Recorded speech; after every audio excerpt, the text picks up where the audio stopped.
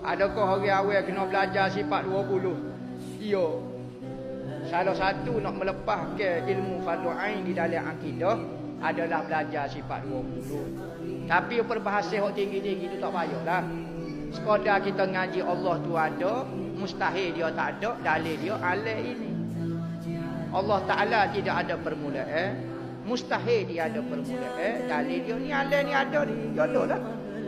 Boleh sebut lagu tu lepas dah fardu ain. Hamba tak boleh nak mengaji, hafal katanya ulama.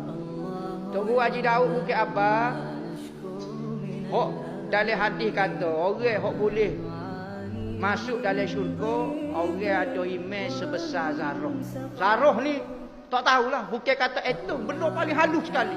Kalau ada iman setara tu dah ada harapan nak keluar daripada neraka. Maka kalau tak ada email langsung, tak sedok kecek bak tajuk syurga. Demo akan tak boleh masuk selama-lamanya. Duduk nak dengan aku kekal. Paling kurang email, katanya Tok Guru Haji Daud Bukit Abah kata, apa tak apa dah. Sebab tu kita kalau orang kampung ko, tok kita ko, mek kita tak ada nak ngaji dah. Suruh apa? Ambo dia tengok orang itu dulu. Allah ada, mustahil tak ada, dalil dia alal ni.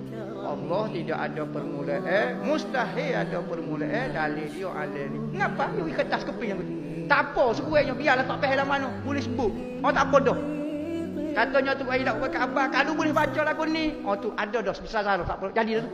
Jadi tak kekal dalam neraka. Oh tak kekal dalam neraka. Nak masuk syurga pertama tak boleh. Lah kalau dengan email lagu ni tak boleh dah. Tapi sekurang-kurangnya tak kekal dalam neraka.